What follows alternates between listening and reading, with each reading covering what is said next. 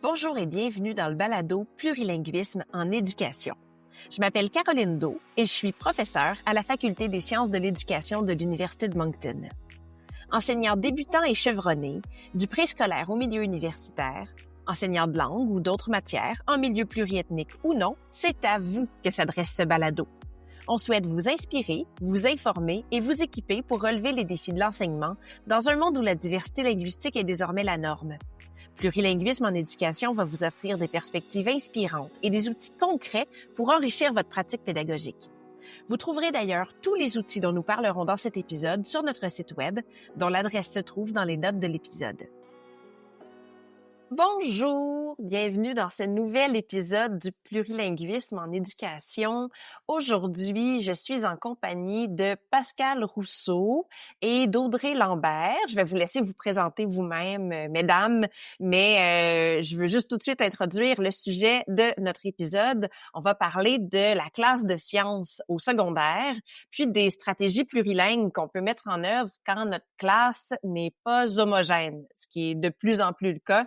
Donc, pas homogène linguistiquement et culturellement.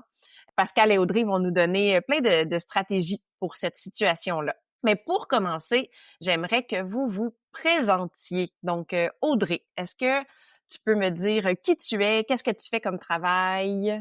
Donc, je suis conseillère pédago-numérique en sciences et technologies au Centre de services scolaires des navigateurs depuis environ 3 ans. Avant ça, j'étais enseignante de sciences au secondaire à l'école secondaire Vanier. Donc, j'ai expérimenté la classe plurilingue depuis une douzaine d'années environ. Ah, super. Donc, tu vas pouvoir nous parler de ton expérience de terrain, à la fois ta propre expérience puis celle d'accompagnement des enseignants et des enseignantes. Super. Exactement. Et puis, Pascal, tu peux te présenter? Oui, bonjour tout le monde. Je suis étudiante au doctorat en linguistique avec une spécialisation en didactique des langues secondes et je suis également chargée de cours là, au bac là, pour les futurs enseignants de français langue seconde. Et Audrey Lambert a été ma collègue pendant plus d'une dizaine d'années parce que j'étais enseignante, je pourrais le dire au présent, là, j'enseigne encore là, en marge de mes études, enseignante en francisation au secondaire et j'ai travaillé en équipe là, d'ailleurs avec Audrey là, à l'époque. Donc, enseignante en francisation, mais en sciences ou... Enseignante en francisation pour un soutien là, à l'ensemble des élèves, pour l'ensemble des matières, mais j'avais une partie de ma tâche qui était enseignante ressources. C'est à cette époque-là, dans cette période-là que j'ai travaillé de concert avec Audrey, trouver des stratégies autant en classe de francisation qu'en classe de sciences, de quelle façon on pouvait amener les élèves, là, tous les élèves vers la réussite. OK, super. Puis, tu dis que tu es étudiante au doctorat, mais tu t'apprêtes quand même à aller expérimenter sur le terrain. Tu es candidate au doctorat? Oui, exactement. Candidate au doctorat et cet hiver, là, je m'apprête à aller sur le terrain là, pour expérimenter un dispositif.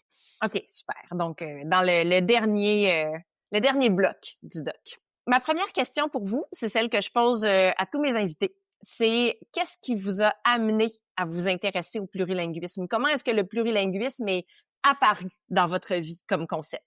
Donc, Pascal, tu peux commencer. Bien, j'enseignais en francisation, puis je suis quelqu'un qui se questionne beaucoup. Et il y avait de plus en plus d'élèves issus de l'immigration. C'était de plus en plus... ça représentait un plus grand défi pour un plus grand nombre d'enseignants aussi. Puis comme on a à cœur la réussite des élèves, bien, je cherchais à trouver des nouvelles stratégies. Moi, c'est ce qui m'a amené vers la voie aussi d'aller chercher des réponses au niveau de la maîtrise, entre autres. Là, c'est comme ça que je suis retournée à la maîtrise pour aller creuser un petit peu plus loin. Puis ensuite, la venue du doctorat est venue aussi là pour vraiment aller voir ce qui se fait ailleurs, s'inspirer des pratiques existantes, puis peut-être regarder au niveau de notre contexte actuel de quelle façon on peut améliorer les choses, soutenir nos enseignants. Et c'était sur quoi ta maîtrise? Ma maîtrise, ça s'adressait encore au secondaire et elle portait sur les élèves en situation de grand retard scolaire. Donc, c'était une revue des écrits là, qui portait sur des pistes d'intervention, des pistes de solutions pour les amener de plus en plus vers la réussite et le développement de la littératie. Puis, élève en situation de grand retard scolaire, pour les personnes qui sont peut-être pas familières avec cette expression, est-ce que tu peux définir de qui on parle? Oui, dans la définition actuelle, parce que je sais que le ministère se questionne actuellement, sur un peu la façon de décrire ces élèves, mais actuellement, on parle d'élèves issus de l'immigration récente qui ont un retard de 3 ans ou plus vis-à-vis la norme attendue selon nos programmes québécois.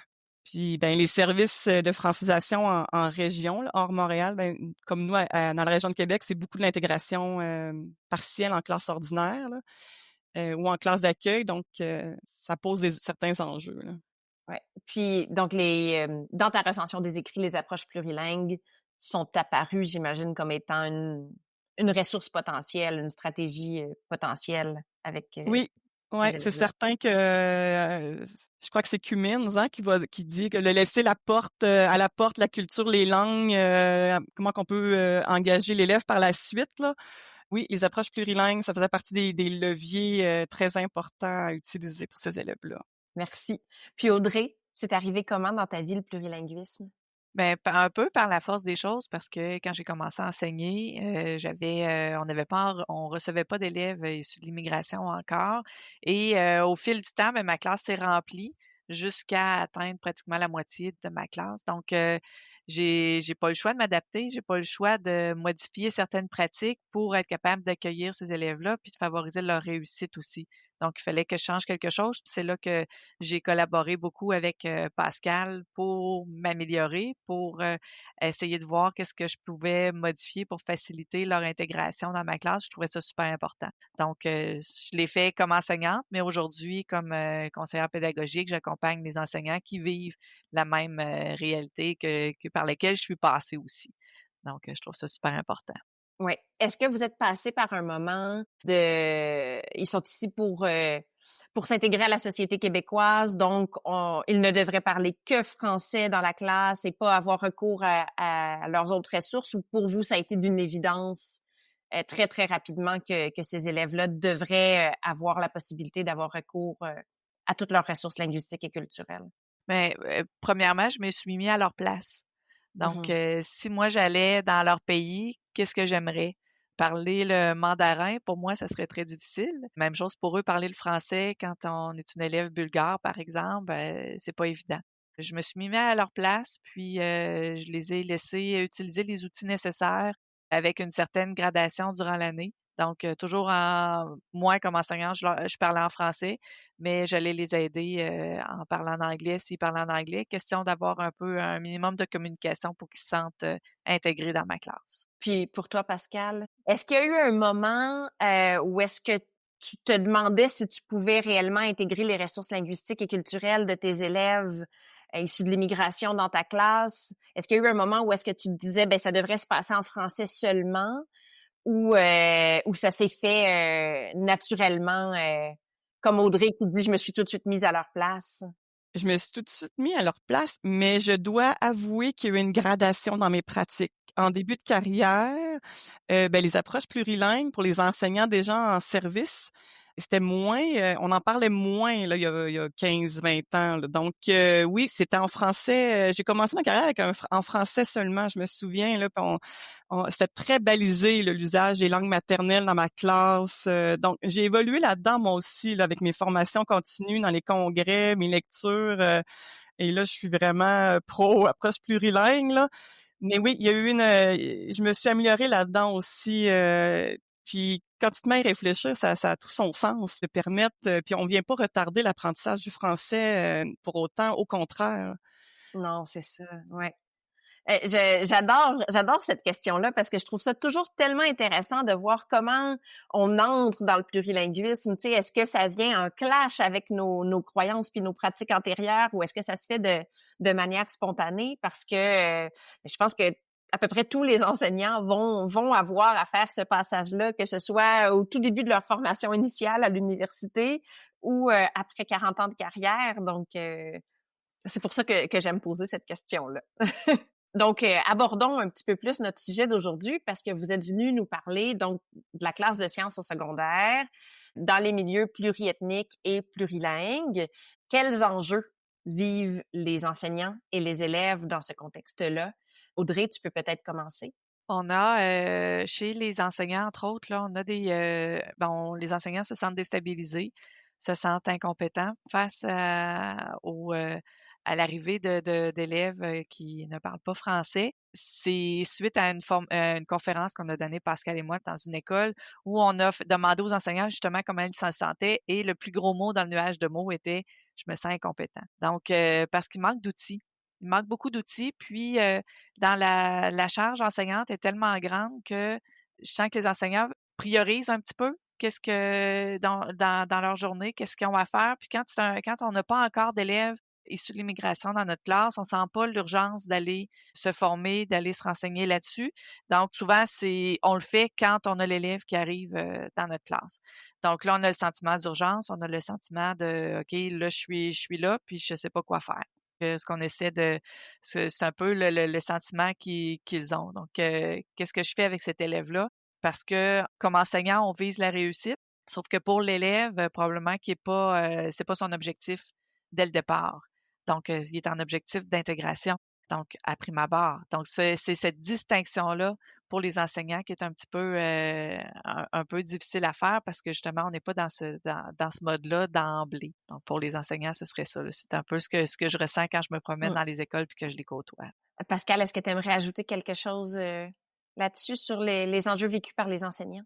Oui, ben juste pour compléter, là, j'avais le goût un peu d'aborder la langue scolaire, parce que ça aussi, la formation initiale des enseignants disciplinaires les prépare peu à tenir compte de la langue dans leur discipline. Tu sais, au niveau, on parle d'une approche un peu plus raffinée, là, tu sais. Puis il y a une distinction à faire aussi au niveau de la langue scolaire, tu sais, c'est tellement un registre, c'est une langue qui se distancie de nos pratiques habituelles de communication.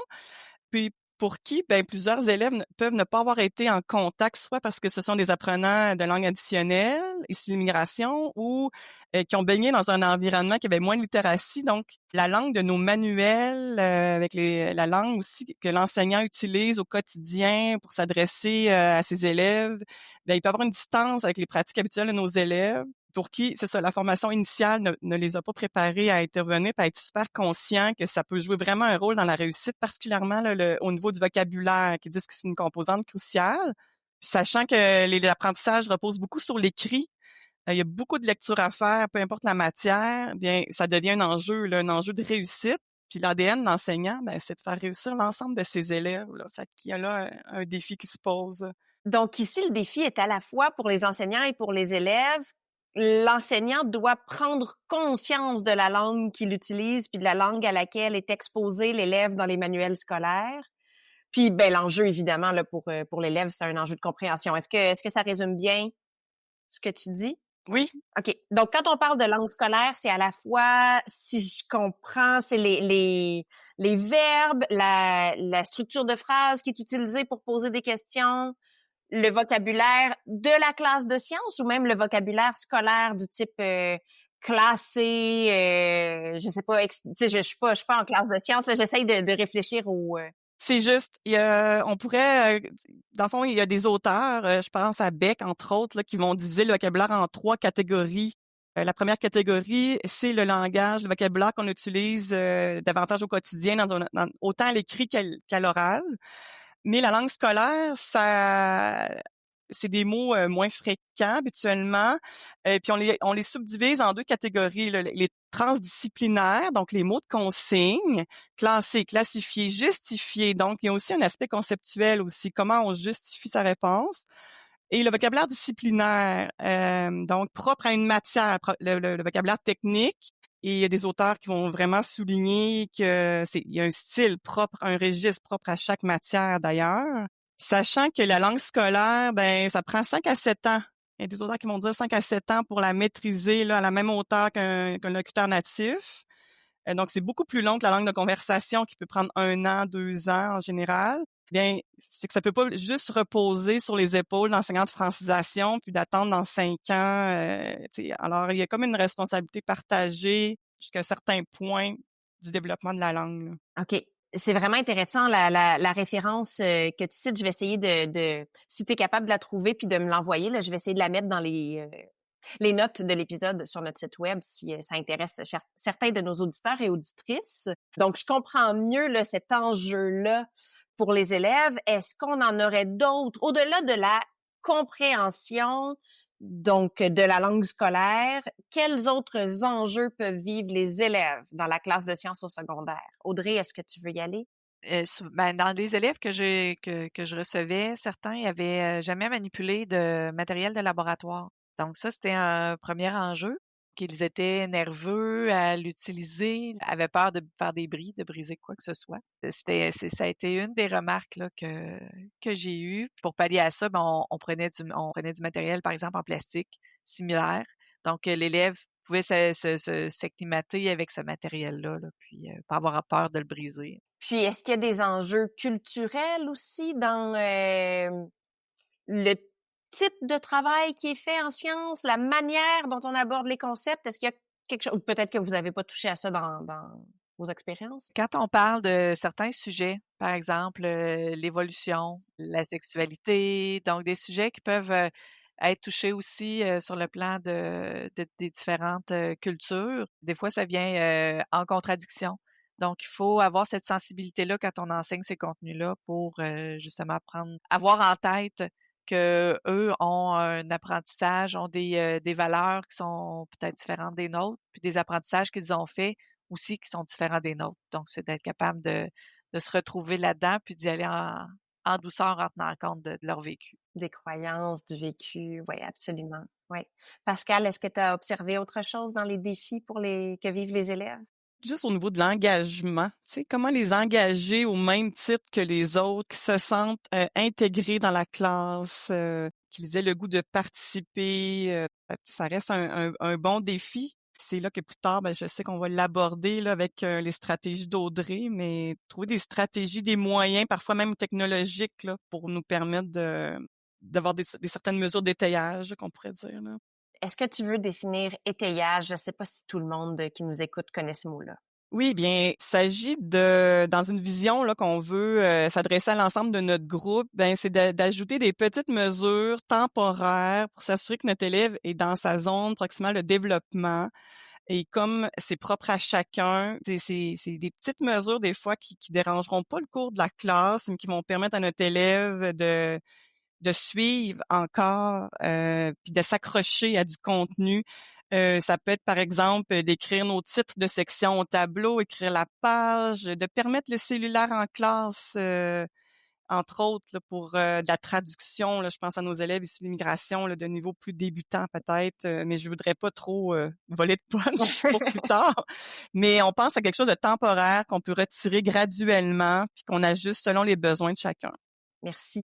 Que moi, la manière dont je me représente l'étayage, c'est toujours la petite marche qui permet d'atteindre, tu sais, sortir le petit escabeau pour atteindre la tablette du haut de l'armoire. Avant qu'on se dirige vers les stratégies, je veux juste m'assurer que nos auditeurs et auditrices nous suivent tous parce qu'on a parlé de classes plurilingues et pluriethniques, mais il y a peut-être des personnes qui nous écoutent et on sait qu'avec la régionalisation de l'immigration, là, il y a plein de milieux qui, comme le vôtre a vécu il y a quelques années, accueillent un élève à la fois issu de l'immigration et puis, oups, soudainement, il y a un enfant dans ma classe qui parle pas français. Est-ce qu'on parle des mêmes enjeux dans le fond? Est-ce que les enseignants qui nous écoutent, qui vivent cette situation-là, vont trouver leur compte dans les stratégies que vous allez proposer ou est-ce qu'il y a des différences à faire entre une classe qui est très pluriethnique puis une classe dans laquelle on a du goutte par goutte des élèves issus de l'immigration qui s'ajoutent? Pour ma part, je pense que 1, 8, 10 élèves, je prendrais les mêmes stratégies. Des stratégies qui sont assez, vous allez le voir tout à l'heure, qui sont assez universelles, qui s'appliquent à un petit nombre d'élèves ou à un grand nombre d'élèves. Pour moi, ça fait pas de différence là, que j'en ai un. Je vais faire le même travail avec un ou avec 10. Excellent. Là, on va donc parler de vos deux projets, là, si on veut, avec projet entre guillemets. Donc, on va commencer par parler avec Audrey des stratégies pédagogiques qui ont été développées ou que tu as développées. Tu pourras nous l'expliquer un petit peu plus clairement pour les enseignants de la classe de sciences au secondaire, avec les documents d'ailleurs qui sont téléchargeables sur notre site web. Puis ensuite de ça, on va changer notre follow spot, puis on va aller vers Pascal. Mais pour que tu parles de ton projet de recherche doctorale. Mais Pascal, sens-toi super à l'aise parce que comme tu as travaillé avec Audrey, si tu as envie d'ajouter des choses au fur et à mesure qu'elle parle de ses stratégies, tu sais, lève un petit doigt pour nous dire que tu as envie de prendre la parole puis que tu aurais quelque chose à ajouter, OK? Parce que tu l'as peut-être vécu aussi, tu sais, en tant qu'enseignante, ton expérience peut avoir été différente, puis tout ça, c'est super intéressant pour les personnes qui nous écoutent. Je pense, j'espère. Audrey, est-ce que tu veux nous parler des stratégies pédagogiques que tu nous présentes aujourd'hui? Oui, bien sûr. Donc, je commencerai par le document 10 stratégies concrètes qui avait été présenté lors d'une conférence dont j'ai parlé tout à l'heure, là, que j'ai fait avec Pascal dans nos écoles. Ce sont des stratégies, en fait, là, j'ai rien inventé dans ces stratégies-là. J'ai juste répertorié ce que moi je faisais comme enseignante avec tous les élèves de ma classe, en fait, parce que dans le contexte où on a des classes qui sont déjà très hétérogènes. Dans des classes ordinaires, des classes régulières, on a des élèves avec des troubles d'apprentissage, entre autres, pour lesquels on a à faire de la flexibilité pédagogique, de la différenciation pédagogique. Donc, on a déjà besoin de poser certaines actions. À ceux-ci s'ajoutent les élèves d'intégration linguistique. On doit repenser notre façon de travailler là, pour travailler avec cette belle hétérogénéité-là. Ma première stratégie, c'est dans l'accueil de l'élève. Puis ça, c'est d'emblée, les enseignants, on est à la porte de notre classe, on les accueille. Donc, les saluer. Et aussi, je profite de cette période-là également pour à l'élève en intégration linguistique, cibler les attentes pour le cours. Par exemple, si j'ai un cours qui est plus théorique, je vais l'aviser. Aujourd'hui, ça se peut que ce soit difficile pour toi de suivre, mais je vais aller te voir tout à l'heure. Donc, de lui cibler déjà pour pas qu'il se sente déstabilisé dans le cours, puis pas savoir où se repérer, puis qu'il y ait un stress inutile là, qui arrive. Donc, je profite de ce moment-là. Circuler dans la classe juste pour voir s'il est rendu à la même place que les autres. Donc, pendant mon enseignement, je me promène. Je me promène dans la classe, puis je vais voir s'il est à la même place. Je fais juste lui pointer du doigt, par exemple, si je vois qu'il n'est pas à la bonne page, ou juste pour le recentrer un petit peu. En période d'exercice, par exemple, je vais aller le voir. Je vais peut-être lui demander, le questionner un petit peu plus pour voir où il est rendu dans ses apprentissages. J'ai des élèves, par exemple, qui ont de la difficulté, qui sont gênés de lever la main parce qu'ils ont des questions. Ça m'arrive de leur donner un petit code. Quand je passe à côté de ton bureau, là, lève un doigt. Tu n'as pas besoin de lever ta main au complet dans les airs. Lève un doigt, puis je vais savoir que tu as une question. Donc, c'est des petites attentions comme ça là, qu'on peut faire pour que l'élève se sente à l'aise. Si on a d'autres élèves qui parlent la même langue que lui dans la classe, on peut les jumeler ensemble, par exemple, pour justement s'entraider à suivre, puis à mieux comprendre. Ça peut être aussi avec un père francophone qui est volontaire pour l'aider. Si on avait j'avais de très beaux élèves dans ma classe lorsque j'enseignais qui étaient volontaires pour faire ce petit bout de chemin-là avec eux. Quatrième stratégie, ce serait d'alléger le texte des questions. C'est un travail que j'ai fait beaucoup avec Pascal, de revoir mes évaluations, mes notes de cours, puis d'enlever le superflu d'une question. Mm-hmm.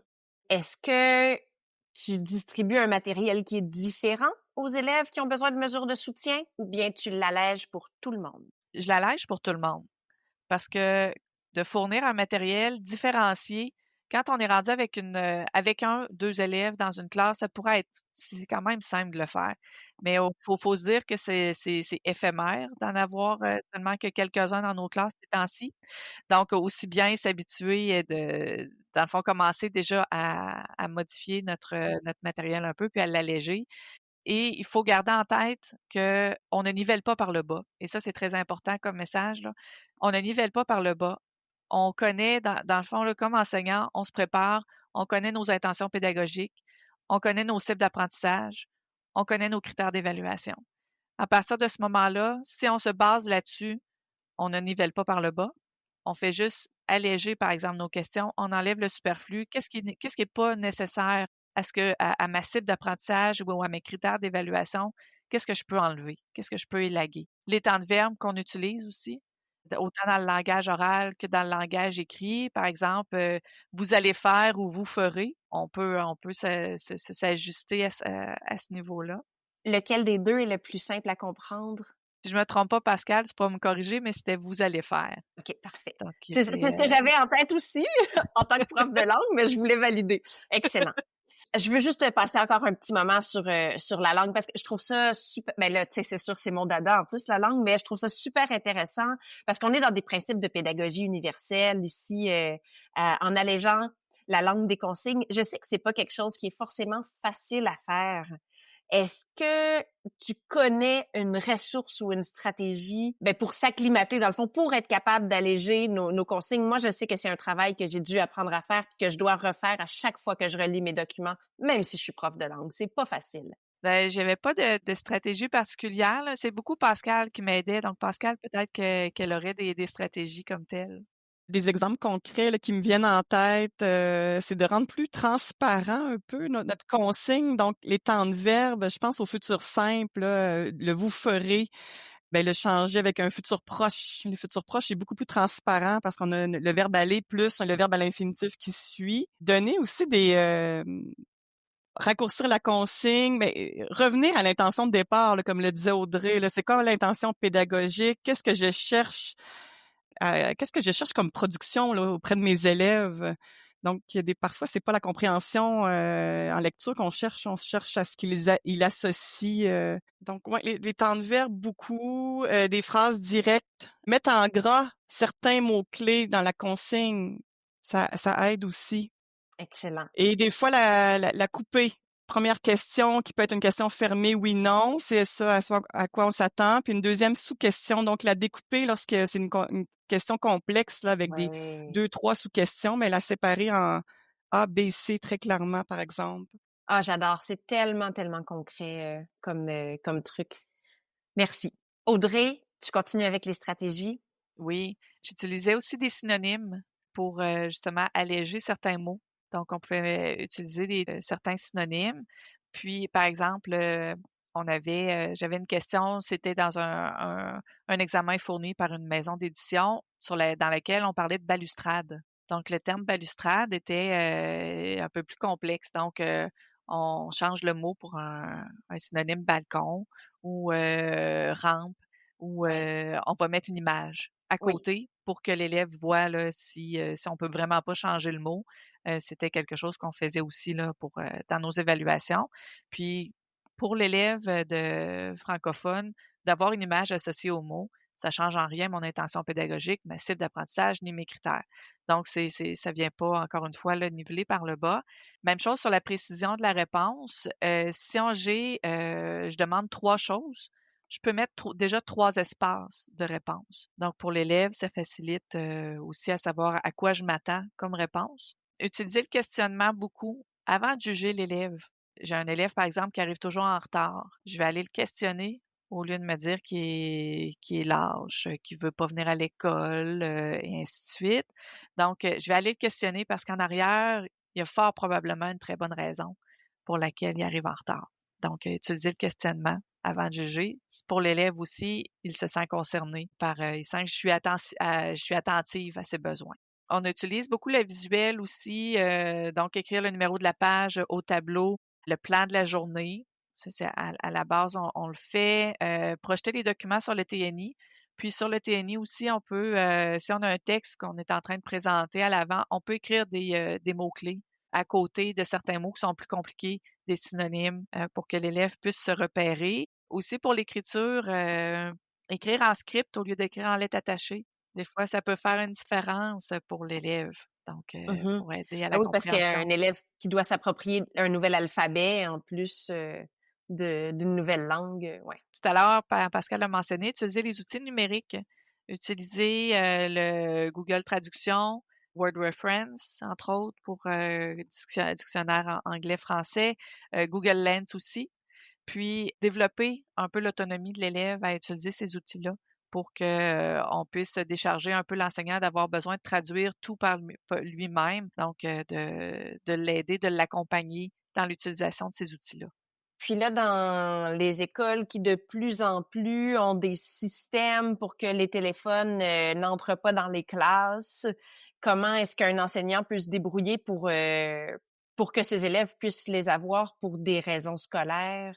Ben, en fait, le projet de loi spécifie que on peut l'utiliser pour des conditions pédagogiques.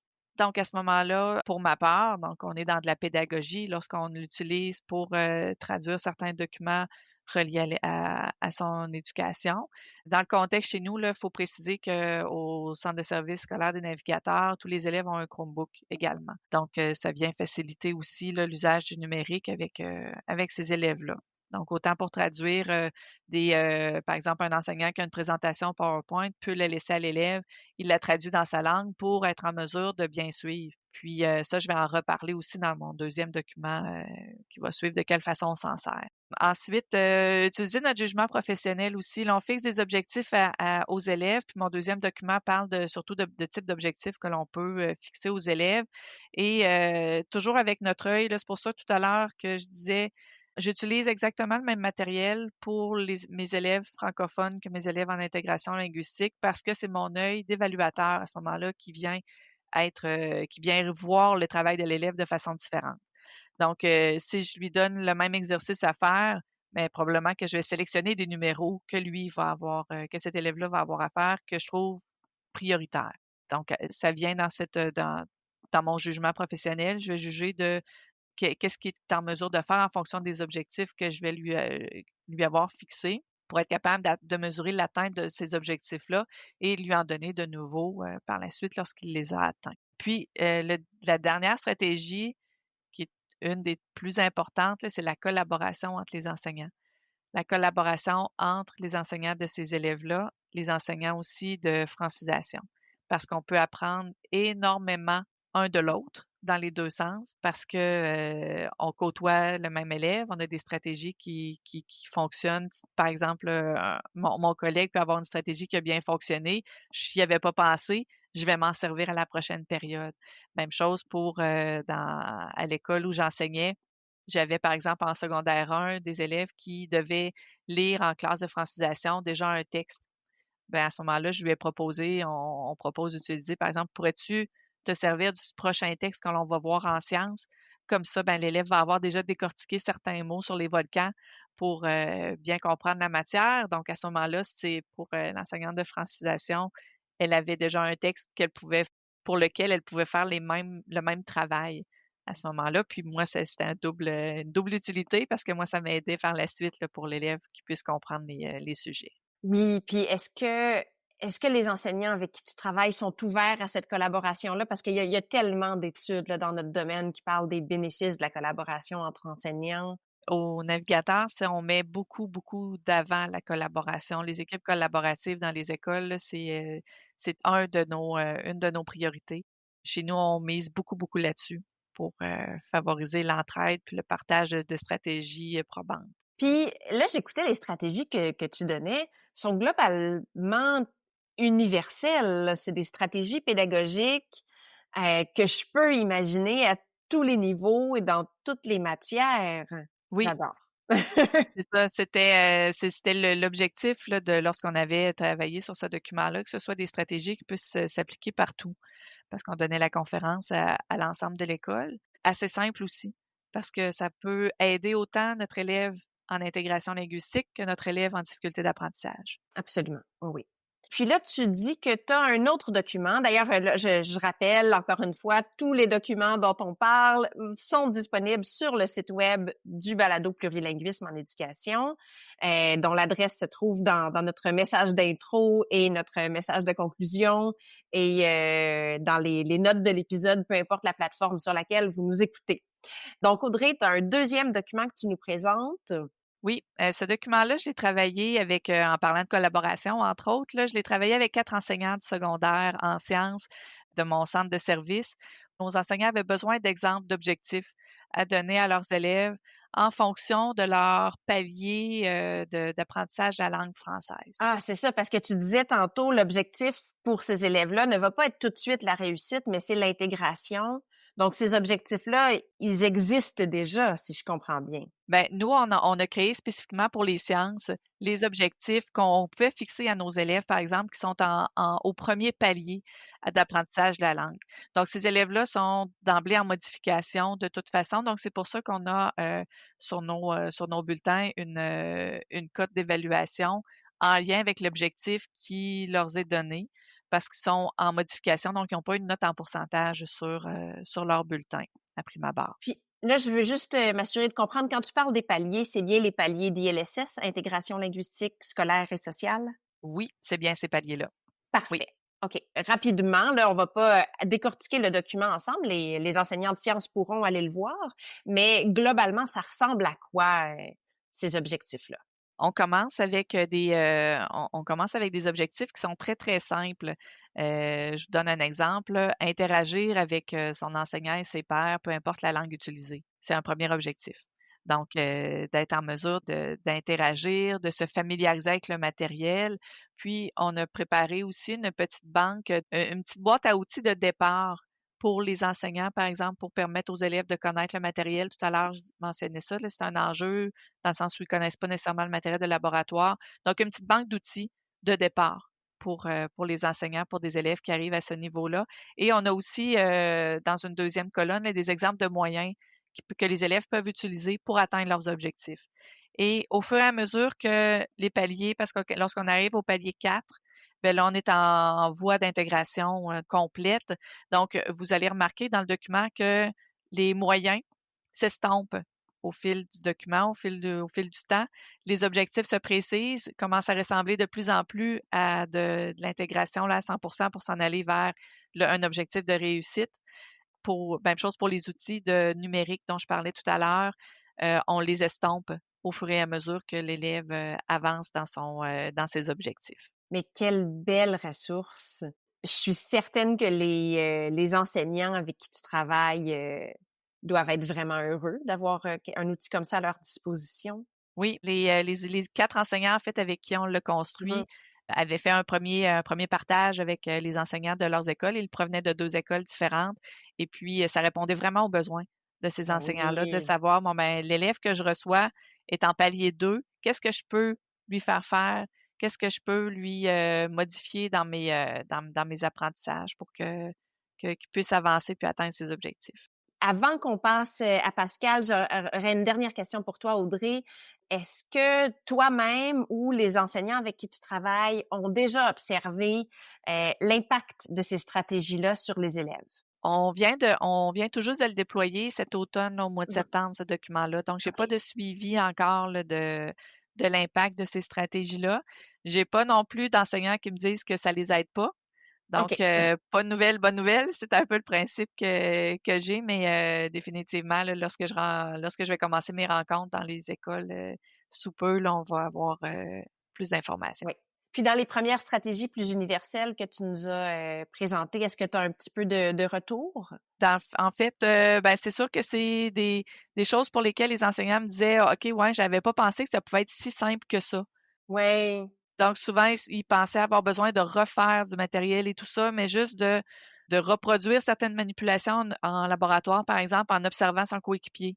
Ouais. Ça peut être aussi simple que ça, donc on n'avait pas besoin de tout réinventer la roue, là. Non, c'est ça, puis j'imagine que ça vient les rassurer sur leur sentiment de compétence. Ils possèdent déjà la plupart des compétences dont ils ont besoin pour travailler avec ces élèves-là, là, parce qu'il y a plein de choses là-dedans qu'ils font déjà, j'imagine, mais Oui, oui, oui, le nuage de mots que vous avez oui, mentionné, que je vous avais mentionné au début de ouais, la rencontre, lorsqu'on a fait cette présentation-là, qu'on leur a parlé de ces stratégies-là, à la fin de la rencontre, il y en a plusieurs qui se sentaient beaucoup plus outillés dans le sens où: «Ah ben, je fais déjà ça, donc mmh, j'étais sur la bonne voie». Des fois, c'est juste de faire réaliser que certaines actions sont déjà posées par les enseignants, puis on les rassure, en fait. ouais, absolument. Puis Pascal, je t'ai vu faire des grands oui enthousiastes pendant, qu'Audrey parlait. Est-ce qu'il y a quelque chose que tu aimerais ajouter par rapport à ça avant qu'on passe à ton projet de recherche? Non, et je trouve qu'Audrey a bien résumé, puis j'adhère complètement, à son approche là, qui vise l'autonomie, les pratiques universelles. Absolument, c'est vraiment, vraiment intéressant. Merci beaucoup, Audrey. Comme je disais, on change notre follow spot maintenant. On s'en va vers toi, Pascal. Tu as donc un projet de recherche que tu vas expérimenter dans les prochains mois en classe de sciences, en milieu pluriethnique et plurilingue. Est-ce que tu veux nous en parler? Oui, bien sûr, je vais vous en parler très brièvement. Dans le fond, je vise à mettre à l'essai un dispositif plurilingue d'enseignement du vocabulaire disciplinaire, ici les sciences, parce que j'avais déjà une réflexion d'entamer là, à l'école Vanier. Et puis, ça vise spécifiquement le vocabulaire disciplinaire parce qu'on sait que ça peut venir jouer. C'est une composante cruciale, le vocabulaire, dans la compréhension lecture. Puis les apprentissages sont énormément basés sur la lecture. Peu importe si c'est les étapes d'un laboratoire à venir ou un concept quelconque. Donc, ça vise à travailler le vocabulaire disciplinaire, mais c'est la responsabilité de l'enseignant de sciences parce dans les écrits que je lisais, bien, ils sont très bien situés. Ça peut être même ils sont mieux situés parce qu'ils sont experts de leur matière. Donc, je vise à évaluer l'amélioration de la compétence de vocabulaire chez les élèves, puis à le croiser éventuellement avec les résultats en sciences. Est-ce que les élèves qui vont bien performer au test de vocabulaire disciplinaire, bien, c'est aussi les mêmes élèves qui ont des forts résultats en sciences. Donc ça m'intéresse aussi. Plus spécifiquement, au niveau de la démarche pédagogique, bien, ça se trouve être une routine lexicale qu'on veut instaurer dans la classe de sciences. Donc, à chaque début de cours, c'est une courte capsule d'environ 10 minutes, 15 minutes, tout au plus. On sait que par le passé, il y a des certaines recherches là, qui l'ont démontré que ça peut donner des résultats, là, même une intervention très courte, mais qui est récurrente. Et on veut ancrer le sens des mots-clés. On ne pourra pas enseigner tout, c'est impossible. Il y a beaucoup trop de mots, puis ça prendrait vraiment beaucoup trop de temps sur le temps d'enseignement. Donc, il s'agit pour l'enseignant de sciences, ça va être de cibler les mots forts de son unité à venir. On va les revoir avec répétition. Donc, au premier cours, on va vouloir ancrer le sens. Ensuite, on va vouloir aussi travailler les stratégies d'inférence. En enseignant de courtes stratégies, que c'est pas juste en français, langue d'enseignement qu'on les voit, mais dans toutes nos matières, c'est utile. Par exemple, ça va être de reconnaître les préfixes. Que le préfixe, le sens d'un préfixe, on l'a dans notre bagage, puis on est capable d'inférer le sens de nouveaux mots plus tard en vue de développer l'autonomie. C'est de rendre ça agréable aussi. Tu sais, beaucoup de collaboration entre élèves, peut-être un jeu de vocabulaire. Donc, on vise à développer aussi le goût pour les mots parce que c'est un apprentissage qui se fait tout au long de la vie. Donc, c'est ce qu'on va appeler la sensibilité lexicale. C'est d'être sensible à ça. Donc, oui, en gros, c'est pas mal ça. Je suis bien excitée. Puis, est-ce que c'est toi qui vas aller dans les classes pour faire ces capsules d'enseignement-là ou c'est des consignes que tu vas donner aux enseignants de sciences? Ça va être un travail collaboratif parce que je vise vraiment, c'est une recherche qui vise les élèves, à étudier les élèves, mais par la bande, ben, j'aimerais bien travailler avec l'enseignant dans une sorte de formation continue. Donc, ça va être un co-enseignement. Tout le matériel, c'est moi qui va le concevoir. Ça va être appuyé par la recherche, mais le choix des mots, par exemple, l'animation va se faire en collaboration. Disons que quelqu'un nous écoute en ce moment puis se dit ça a l'air fantastique, mais là on sait qu'une thèse, tu sais, entre la mise à l'essai du dispositif cet hiver et la publication des résultats, il y a quand même un petit délai qui peut s'écouler. Est-ce que tu serais capable de donner des stratégies d'enseignement alignées avec le dispositif que tu vas mettre à l'essai? Là, on sait qu'il n'y a pas encore de résultats, mais disons que quelqu'un voulait aussi le mettre à l'essai dans sa classe. Concrètement, qu'est-ce qu'il pourrait faire? C'est de travailler la profondeur du vocabulaire. Donc, la profondeur, c'est de travailler le sens, la forme et également l'usage, l'emploi des mots. Donc, mon dispositif est vraiment appuyé là-dessus et les travaux phares de Nation dans la question. Travailler la définition, c'est de donner une courte définition de mots-clés et une courte définition dans les mots connus de nos élèves. C'est pas une définition des fois qu'on va donner spontanément. Des fois, il faut la réfléchir, aller chercher des synonymes, comme parlait Audrey tout à l'heure. Tu sais, une courte définition dans les mots connus de nos élèves, ça c'est un bon pas. C'est certain que dans mon dispositif, j'ai prévu un carnet de vocabulaire pour laisser des traces de nos apprentissages également. Donc, ça peut être une bonne stratégie là pour les enseignants qui nous écoutent aussi, un petit lexique personnel. Mm-hmm. De nouveaux mots pour se garder des traces. Travailler la forme des mots, ça peut être tout simple dans l'expression mélange hétérogène. Qu'est-ce que ça veut dire hétéro? Et puis on peut voir aussi toute l'association des mots aussi lorsqu'on parle d'emploi des mots, de l'usage. Donc troisième aspect à travailler pour la profondeur des mots. Ben c'est l'association des mots aussi. Par exemple, mélange vient souvent avec mélange hétérogène, mélange homogène en sciences. On pense à masse volumique. On a beaucoup les colocations non adjectifs. Puis lorsqu'on travaille un peu l'association des mots, ben en lecture, c'est une charge mentale, une charge cognitive de moins lorsqu'on lit puis qu'on a déjà été sensibilisé aux colocations, des associations de mots, ben ça accélère la compréhension lecture, puis c'est une charge de moins qui s'accumule en cours de route. Donc ça peut être payant de travailler un petit peu les associations de mots au préalable. Est-ce qu'il y a un petit travail plurilingue aussi qui peut être fait par certains étudiants, certains élèves Oui. dans ce dispositif-là? Oui, effectivement, on est vraiment ancré dans les travaux de Vygotsky aussi par rapport à toute la zone proximale de développement. Puis pour y arriver, mais ça va être des mesures d'étayage, des mesures temporaires, de permettre les discussions, tu sais, les collaborations entre élèves et de permettre les discussions dans les langues connues des élèves, les langues de leur choix, s'ils en ressentent le besoin, parce que parfois on voit aussi que les élèves plurilingues n'ont pas besoin de parler dans leur langue maternelle non plus. De se prendre des notes dans leur langue maternelle aussi, sur la prononciation, sur le sens des mots, de permettre le cellulaire, puis de faire confiance à l'élève qui va l'utiliser à bon escient. Il va l'utiliser pour son Google Traduction, Google Lentille. Donc, ça fait partie des petites stratégies qu'on peut permettre et puis on est encore aussi dans une optique de pédagogie universelle. Ça a l'air tellement intéressant, Pascal. J'ai très hâte de te réentendre parler dans des colloques, dans d'autres contextes des résultats de cette expérimentation-là. Donc, je vais inviter tout le monde qui écoute cet épisode-là avec curiosité aujourd'hui à faire une recherche avec ton nom dans 1 an, 2 ans pour avoir une thèse publiée. On va être optimiste, là, puis dire 1 an et demi. Merci, Caroline.